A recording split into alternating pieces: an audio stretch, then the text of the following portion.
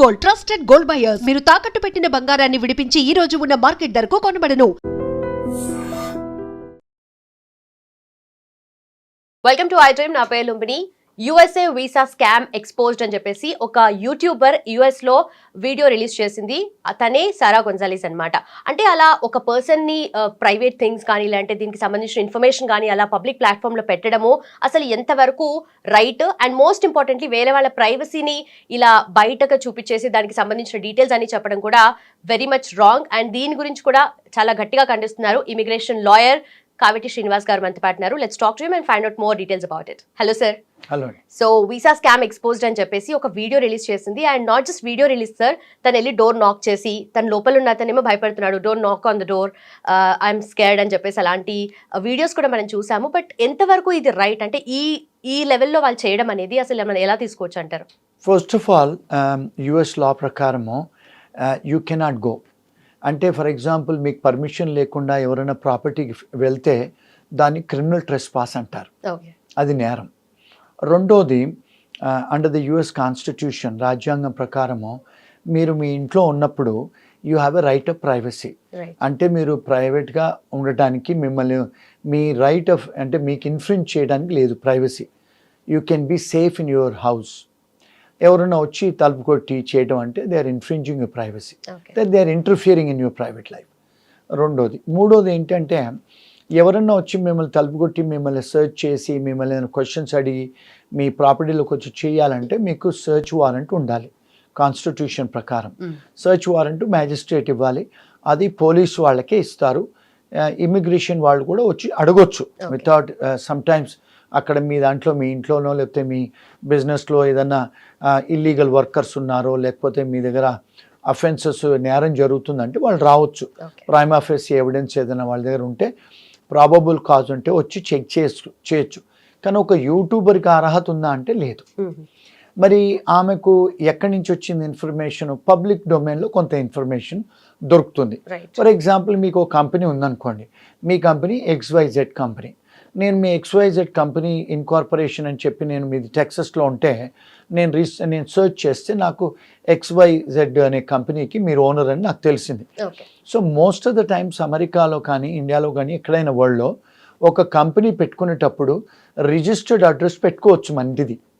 Company can be incorporated at home, అది నేరం కాదు. మీరు రిజిస్టర్డ్ ఏజెంట్కి కూడా ఉండొచ్చు, అది కూడా నేరం కాదు. కానీ వ్యాపారం కూడా చేసుకోవచ్చు, కొన్ని వ్యాపారాలు ఇంట్లో నుంచి, కొన్ని వ్యాపారాలు చేసుకోవడానికి లేదు. ఇప్పుడు ఫర్ ఎగ్జాంపుల్ ఇప్పుడు యుఎస్లో చాలామంది ఐటీ కంపెనీస్ ఇంట్లో నుంచి రిజిస్టర్ చేసుకుంటారు. మీరు షేర్ హోల్డర్ అయి ఉండొచ్చు, CEO అయి ఉండొచ్చు, వైస్ ప్రెసిడెంట్ ఉండొచ్చు, ఏదైనా కావచ్చు మీ కంపెనీకి. మీ ఇంట్లో నుంచి వ్యాపారం చేసుకోవచ్చు, కన్సల్టెన్సీ కంపెనీ. కానీ కొన్ని వ్యాపారాలు చేసుకోవడానికి లేదు. అంటే ఫర్ ఎగ్జాంపుల్ ఇప్పుడు మీ ఆఫీస్కి వచ్చి ఒక ఆడపిల్లలు పనిచేయటమో, మగవాళ్ళు వచ్చి పనిచేయటమో, ఫిజికల్ వచ్చి పనిచేయటమో అలాంటి వాటికి అర్హత ఉండదు. ఎందుకు? ఎంట్రీ ఉండాలి, ఒక ప్రాపర్టీకి ఎగ్జిట్ ఉండాలి, అంటే ఫైర్ క్లియరెన్సెస్ ఉండాలి, సిటీ క్లియరెన్సెస్ ఉండాలి. ఇంట్లో అవన్నీ ఉండవు కదా. ఆడవాళ్ళకంటే సపరేట్ బాత్రూమ్ ఉండాలి, ఇవన్నీ కొన్ని రెగ్యులేషన్స్ ఉంటాయి.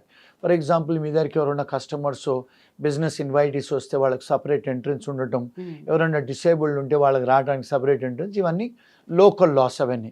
మరి అవన్నీ ఉండవు కదా ఇంట్లో. అందుకని మీకు అంటే వ్యాపారం చేసుకునే పర్మిషన్స్ ఉండవు. సో ఒకవేళ ఐటీ కన్సల్టింగ్ కంపెనీ అంటే చేసుకోవచ్చు. ఎందుకు? మీ ఎంప్లాయీస్ అంతా బయట ఉంటారు, మీ ఆఫీస్కి వచ్చి ఎవరు పనిచేయరు, క్లౌడ్లోనే పనిచేస్తారు, బయటనే పనిచేస్తారు, రిమోట్లో పనిచేస్తారు. So that is okay, they can do it.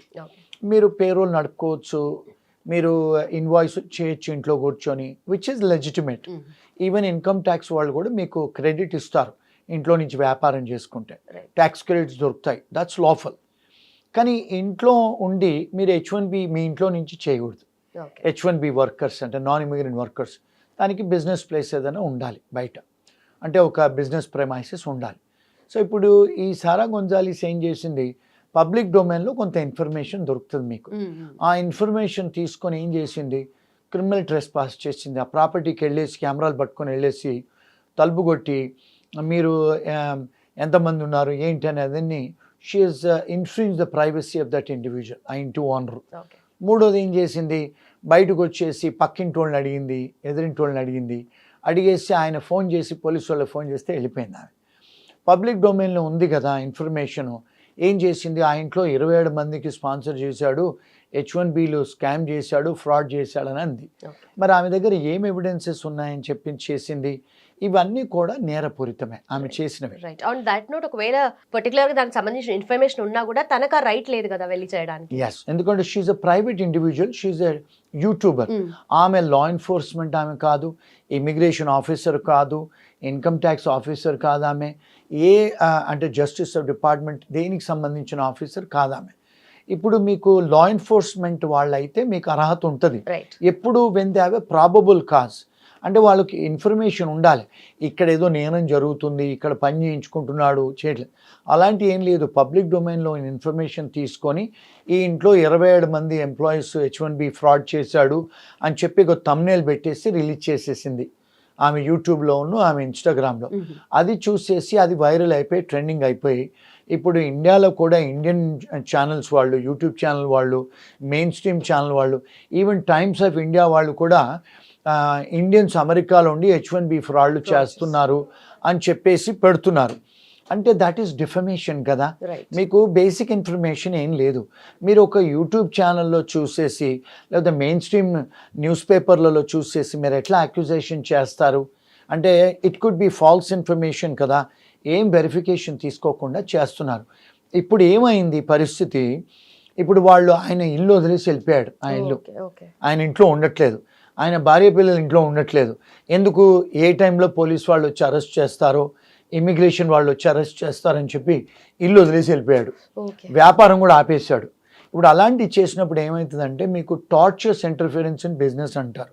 అంటే ఇట్స్ యాక్షనబుల్. అంటే ఆ పర్టికులర్ పర్సన్ ఓనర్కి he has a rights as against that lady in constitution, under the criminal law, under various laws in America.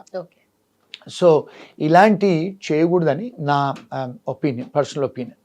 ఇప్పుడు trending అది, మన అందరి media వాళ్ళకు ఏదో ఒకటి ఇట్లాంటివి అయితే లక్షల మంది చూస్తారు, ఆయనను తప్పుగా భావిస్తున్నారు. So it's also defamation on the part.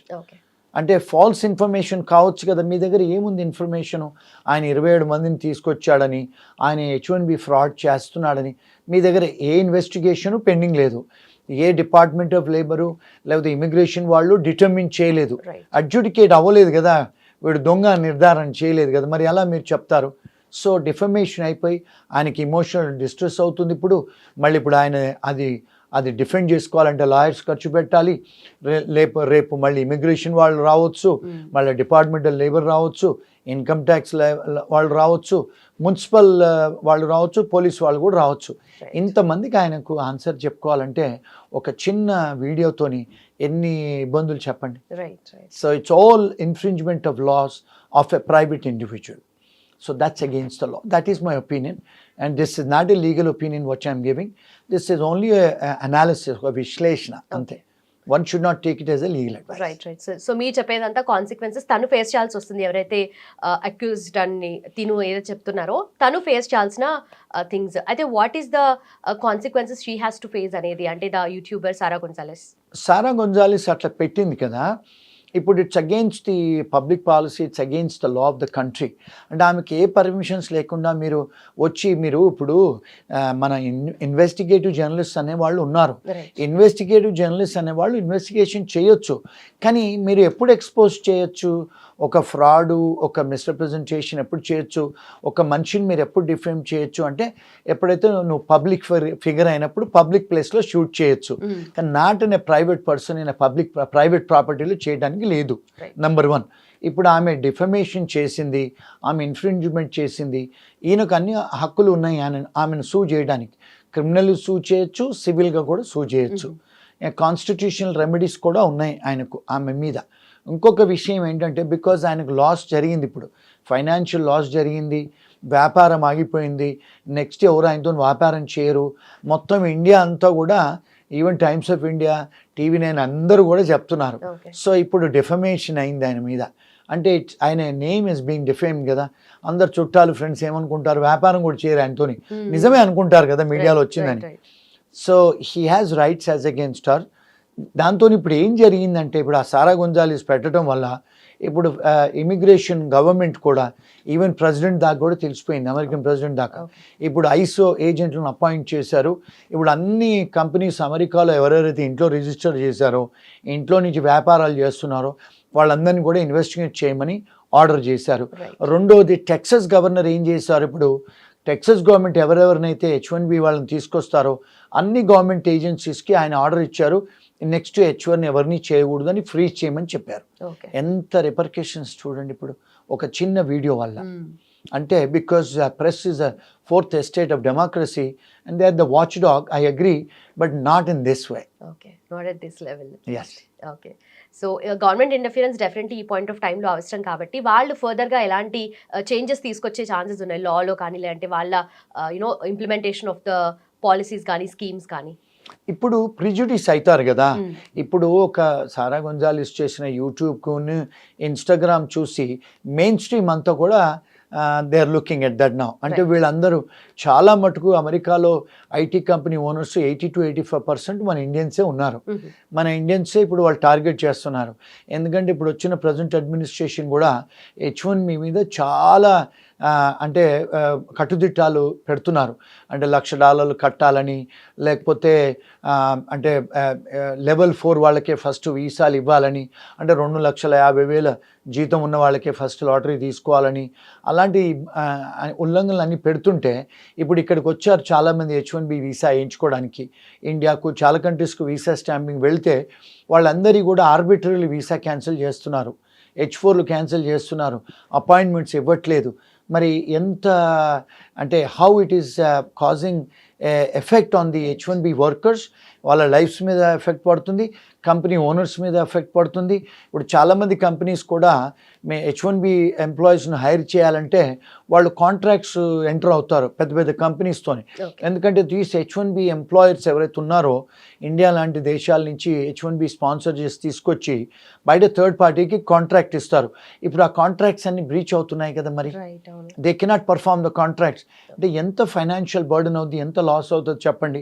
ఇప్పుడు ఆ H1B వర్కర్స్ల జీవితాలు కూడా చెల్లా చెదరవుతున్నాయి. వాళ్ళు వెనక్కి పోలేరు, వాళ్ళ ఇల్లులు ఉన్నాయి, పిల్లల స్కూల్స్ ఆగిపోతాయి, వాళ్ళ బ్యాంక్ అకౌంట్స్ ఫ్రీజ్ అవుతాయి, వాళ్ళ క్రెడిట్ కార్డ్స్ పోతాయి, కార్లకు పేమెంట్ చేయలేరు, ఇల్లుకు పేమెంట్ చేయలేరు. ఎంత డిజాస్టర్ అవుతుంది చెప్పండి ఒక చిన్న వీడియోతోని. So one has to be careful when they doing such things. But అమెరికాలో ఫ్రీడమ్ ఆఫ్ ప్రెస్ అనేది ఉంది, మన ఇండియాలో కూడా ఫ్రీడమ్ ఆఫ్ ప్రెస్ ఉంది. మీ జర్నలిస్టులకు freedom of press, freedom of expression అనేది ఉంది, కాదని నేను అనను. బట్ దానికి కూడా కొన్ని ఉల్లంఘనలు ఉన్నాయి కదా. It has to be within the purview of constitution, right? Right. Regulations అయితే definitely ఉన్నాయి. Yes. So she's just doing whatever she wants arbitrarily.